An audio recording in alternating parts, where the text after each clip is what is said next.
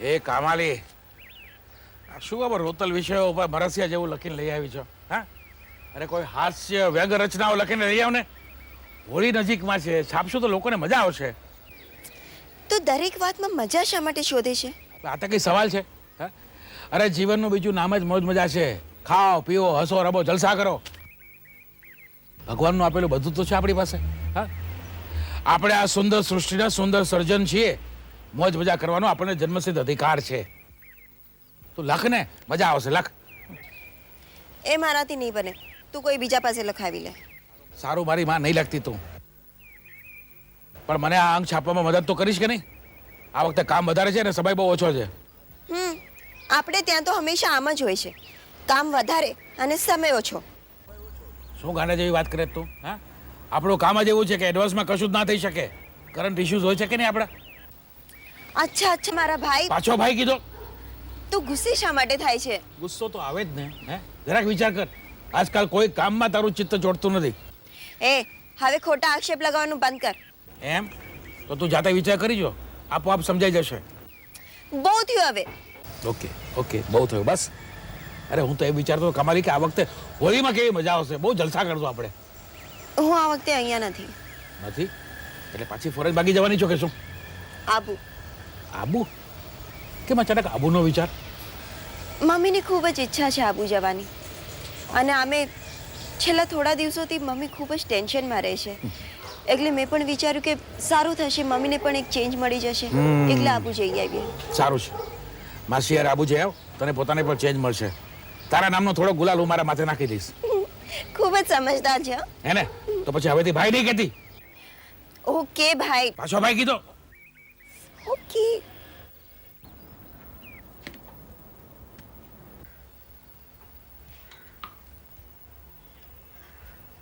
કામાલી બેટા, અત્યારે આટલા બધા કપડાં છે, મને કંઈ સમજાતું નથી કયા લેવા ને કયા નહીં. હા, એ બધું તું રહેવા તેમાં, હું પછી કરી લઈશ. પહેલા તૈયાર તો થઈ જાઉં, અને આમે આટલા બધા કપડાં લઈ જવાની કાંઈ જરૂર નથી. ભલે બેટા.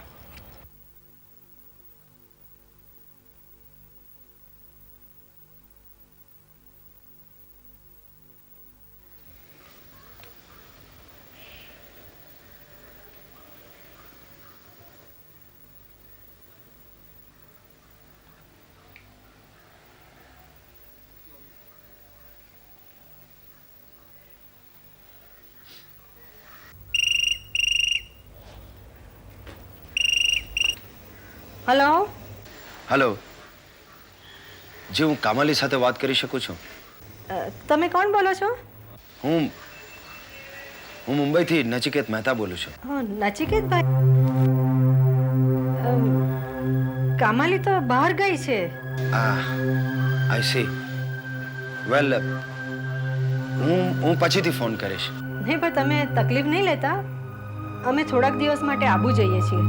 વેલ, તો તમે એને મારો મેસેજ આપશો કે મેં ફોન કર્યો હતો? હા ભલે, આવજો. Thank you.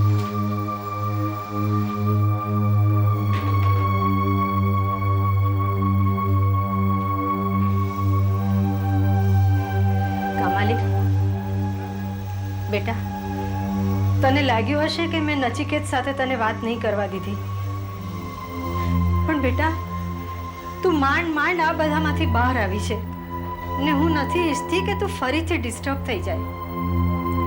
ના માં, એવી કંઈ વાત નથી. તે જે કર્યું એ બરાબર જ કર્યું છે. ચાલ, હું તને પેકિંગમાં હેલ્પ કરું.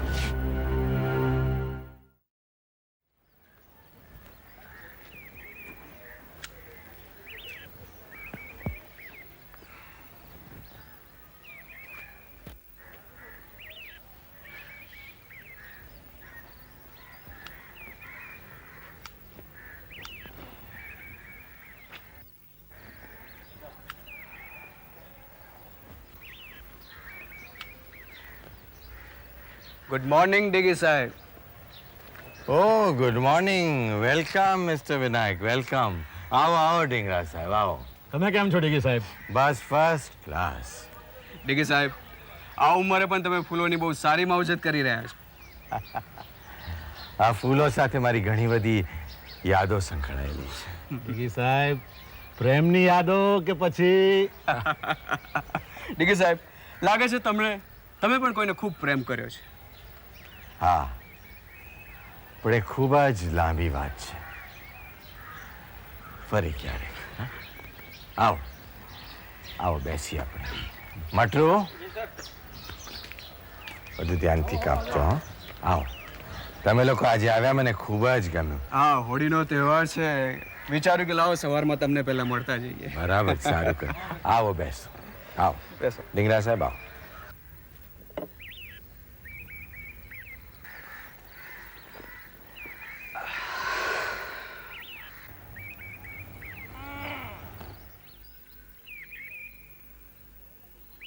ડીગી સાહેબ, શહેરમાં તો ખાસ્સું ઉલ્લાસભર્યું વાતાવરણ જામ્યું છે અને તમે કેમ આમ ઘેર બેઠા છો?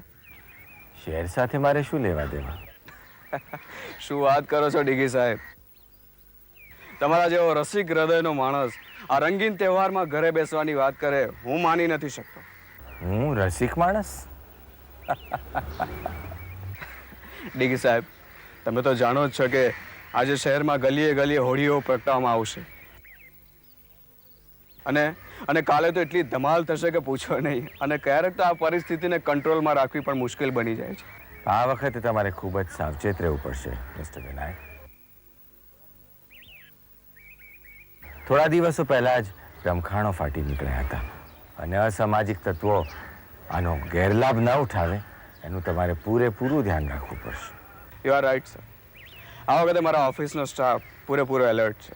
બધી તૈયારીઓ થઈ ચૂકી છે અને જ્યાં સુધી ડીંગરા સાહેબ જેવા વફાદાર કાબેલ ઓફિસર છે ત્યાં સુધી તો કોઈ ચિંતા નથી. કારણ કે આ વખતે ગમે તેટલી પરિસ્થિતિ વણસે છતાંય ડીંગરા સાહેબ એના પર નિયંત્રણ રાખશે. હા, આ વાતની તો મને પણ ખાતરી છે. Mister Dhingra is a very efficient officer. Mister Vinayak, તમને જ્યારે હવે રજા હોય, તમારી પાસે સમય હોય તો એ કાઢો તો આપણે જંગલમાં ફરવા નીકળીએ. નો ડીગી સાહેબ, હમણાં તો એ પોસિબલ નથી કારણ કે મારે ત્યાં મહેમાન આવવાના છે. ઓહ, ડીગી સાહેબ, તમે એ ના પૂછ્યું કે એમને ત્યાં કોણ મહેમાન આવવાના છે? ચાલો તો પૂછી લઉં કે એવું કોણ ખાસ મહેમાન છે કે જેને માટે તમે મને સમય પણ નથી આપવાના? એ ખાસ મહેમાન છે એમની વાગદત્તા, એમની ફિયાન્સી આવવાની છે. ઓહ, ધેટ્સ ગ્રેટ. માટે જ આટલા ખુશ દેખાવ છો. હા, નહીં ડીગી સાહેબ, આ તો ડીંગરા સાહેબનું માનવું છે, બાકી હજી સુધી કાંઈ ડિસાઈડ નથી. ડિસાઈડ નથી થયું તો થઈ જશે. અને આટલા દૂરથી આવે છે તો તમારે માટે કંઈ ફિલિંગ હશે ત્યારે જ આવે ને, નહીં તો શા માટે આવે? Anyway, કંગ્રેચ્યુલેશન્સ mister Vinayak. Thank you Dighi સાહેબ, એના માટે થોડોક સમય રાહ જોવી પડશે. આ વાત પાક્કી થઈ ચૂકી છે, સમજી લો તમે. આઈ હોપ કે તમારા લોકોનું પ્રિડિક્શન સાચું પડે. I do believe you. That is the spirit. ને એક વાત ધ્યાનમાં રાખજો મિસ્ટર વિનાયક, કે તમારા મહેમાન મારા મહેમાન છે. એ જ્યારે આવે ને ત્યારે તમારે એમને મારે ત્યાં જમવા લઈ આવવાના છે. મારે પણ જોવી છે કે તમારી પસંદ કેવી છે. Of course, why not. Oh D G સાહેબ, મને મોડું થઈ રહ્યું છે, હું આપની રજા લઉં છું. Good day sir. Okay Vinayak, good day to you. Dhingra સાહેબ, કોન્ટેક્ટમાં રહેજો. ઓકે. ડીંગરા સાહેબ, આજે હોળીનો દિવસ છે ને, એ મારે માટે ખૂબ મહત્વનો દિવસ છે. કોઈ ખાસ કારણ? હા ડીંગરા સાહેબ, આજના દિવસે મારા જીવનમાં એક ખૂબ જ રંગીન વળાંક આવ્યો હતો. આજે તમારે ત્યાં જવું જ પડશે. મને ખબર છે ડીગી સાહેબ કે તમે ક્યાં જવાના છો. ડીંગરા સાહેબ, આજે ત્યાં નહીં જાઉં ને તો આજના દિવસનો કોઈ અર્થ જ નહીં રહે.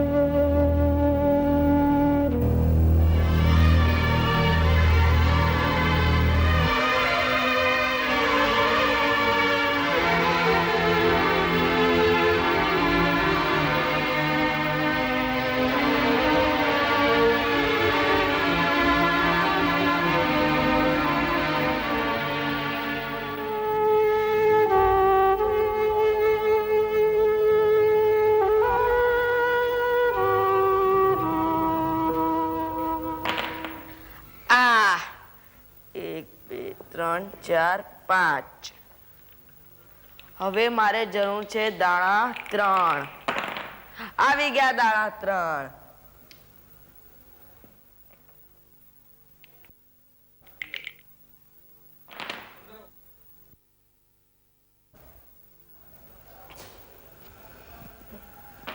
શું ચાલી રહ્યું છે દીકરા? રમી રહ્યો છું પિતાજી. નહીં, ચાલો બસ હવે ચોપાટ રમવાનું છોડી દો. જો તમે મારી વાત સાંભળો. આજે હોળીનો દિવસ છે, લોકો કેટલો આનંદ કરી રહ્યા છે, એકબીજા પર રંગ છાંટી રહ્યા છે. શું તમને રંગો ગમતા નથી? રંગ તો મને બહુ ગમે છે, પણ પિતાજી રંગની મજાક મને પસંદ નથી. નહીં નહીં નહીં, એવું કોઈ દિવસ નહીં વિચારવાનું. અરે તમે હવેલીમાં આવીને જુઓ, ત્યાં લોકો કેટલા આનંદથી, કેટલા ઉલ્લાસથી, કેટલા ઉત્સાહથી રમે છે. અરે જેની વાત જ ના પૂછાય. ચાલો હવે ચોપાટ રમવાનું બંધ કરો અને મારી સાથે ચાલો હવેલીમાં. જી પિતાજી. ચાલો.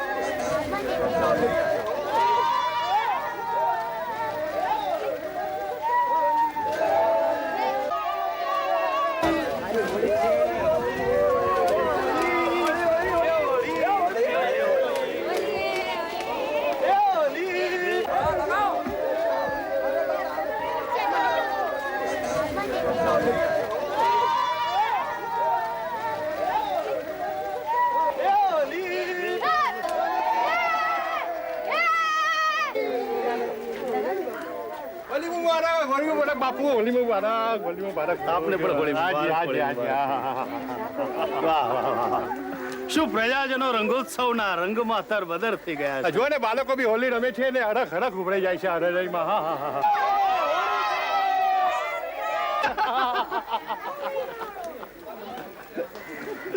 ખરેખર ઓલો જુઓ ઓલો.